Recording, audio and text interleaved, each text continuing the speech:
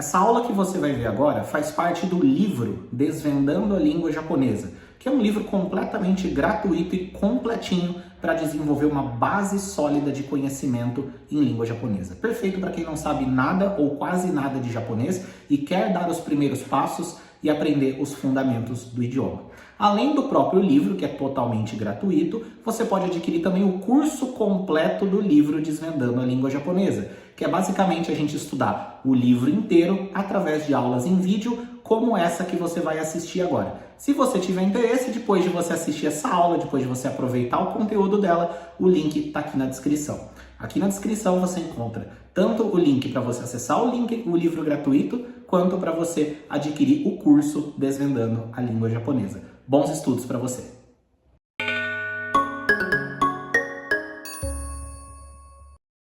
A partir de agora, nós vamos começar a falar sobre Kanji, que é o terceiro sistema de escrita da língua japonesa. E essa aula ela vai ser um pouco mais introdutória. Eu vou fazer uma super introdução sobre Kanji pelo seguinte motivo. Esse costuma ser o ponto que muita gente desiste. E desiste por quê? Porque não teve orientação adequada e talvez ficou confuso, deixou dúvidas se acumularem e acabou saindo com a impressão de que é impossível entender Kanji. Eu vou provar para você que isso não é verdade, não precisa ser difícil ou impossível de entender. Mas para isso eu preciso que você venha comigo, segue no meu ritmo, segue a metodologia, a forma de encarar os Kanjis que eu vou apresentar daqui para frente, ok? Então nessa aula a gente vai fazer uma introdução.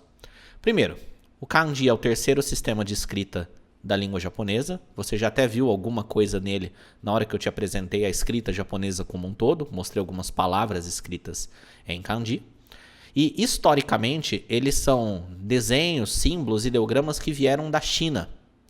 Kanji surgiu na China. E o chinês e todos os dialetos do chinês ainda usam o Kanji. Existe na China uma versão chamada chinês simplificado, que são os mesmos Kanjis com algumas simplificações, que acabam se tornando quase que 100% diferente. E tem o chinês tradicional, que usam praticamente os mesmos Kanjis que são usados no japonês. Apesar disso, os dois idiomas possuem pouquíssimas semelhanças. Eles não se comunicam entre si. Eles só compartilham um dos sistemas de escrita. O chinês é 100% em Kanji, o japonês, hiragana, katakana e kanji. E claro, em chinês, kanji nem se chama kanji, né? Tem uma palavra em chinês que eu não sei pronunciar corretamente para eles. Então tem algumas semelhanças, tem algumas palavras que se um japonês lê ela em chinês, ele consegue saber do que se trata, né? Mesmo que não saiba a pronúncia correta. Mas não significa que os dois idiomas têm muitas semelhanças, não. Fazendo uma comparação aí, o português e o francês. Os dois usam as mesmas letras, né? O mesmo alfabeto, A, B, C, D, E, F, G e assim por diante. Tem algumas palavras parecidas. Se um brasileiro lê uma placa escrita em francês, ele até reconhece algumas palavras, mas ele não fala francês e ele não conversa com o francês. Não adianta ele falar português devagar e o francês falar francês devagar, que não resolve. São idiomas diferentes.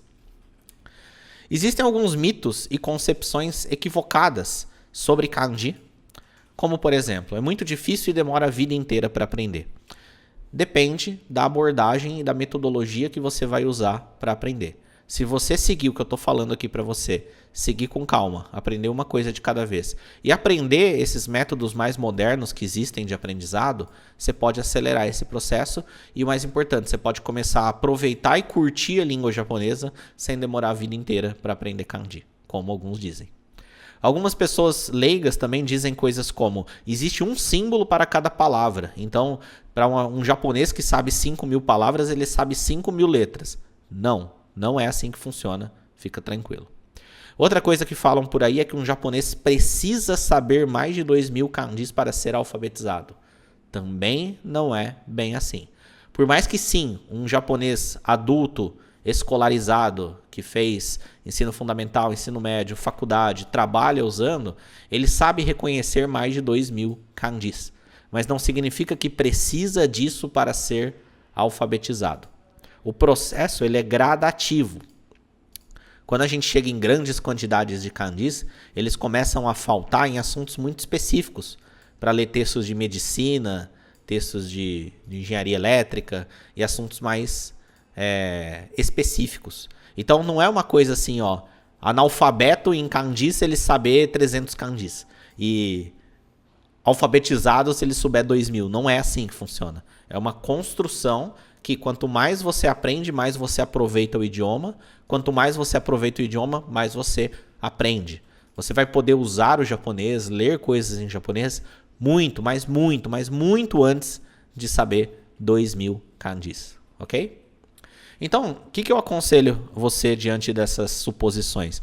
Que você, no momento, deixe de lado toda suposição, crença, preconceito ou achismo que você tenha a respeito do kanji. E vem aqui, acompanhe essas aulas comigo como se fosse uma folha em branco, né? Deixa a sua cabeça como se fosse uma folha em branco e começa a preencher com o que eu vou te ensinar daqui para frente, para a gente limpar alguns conceitos possivelmente equivocados sobre isso, ok?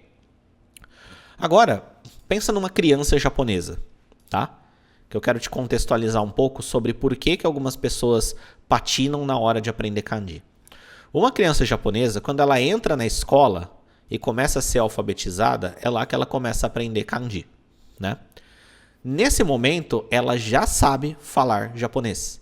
Ela já sabe milhares de palavras em japonês.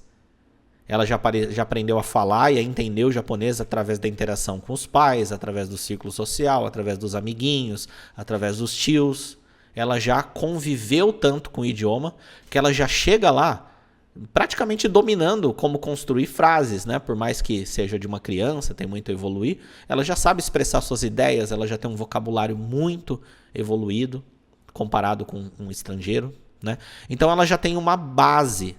E aí quando ela começa a aprender kanji, é um processo natural para ela. E por isso não é possível você, no estágio que você está agora, entender tudo sobre kanji de um dia para o outro. Ou com o tempo de estudo que você tem até agora. Você precisa de um tempo estudando japonês, convivendo com o japonês, aprendendo os fundamentos da língua japonesa, aprendendo palavras, aprendendo frases, aprendendo construção de frases, vendo muita coisa escrita em hiragana e katakana. E aí você vai construindo essa base de conhecimento que vai permitir você entender para valer como que funciona o kanji. Ok? Normalmente, cursos e materiais didáticos de japonês começam a falar sobre kanji, começam a usar kanji depois de alguns meses de estudo, alguns cursos até anos, até mais de um ano, tudo mais. Não acho que esse é o melhor caminho, não precisa, dá para ser mais rápido, tanto que eu estou fazendo isso aqui com você, desde que a gente coloque as coisas na sequência correta.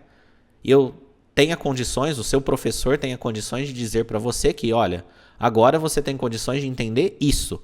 Talvez essa dúvida que você tem, deixa mais para frente. Vamos avançar aqui de forma linear. Essa é uma das grandes vantagens de você fazer um curso, né? Então, o fato é que é difícil explicar kanji para quem não sabe nada de japonês.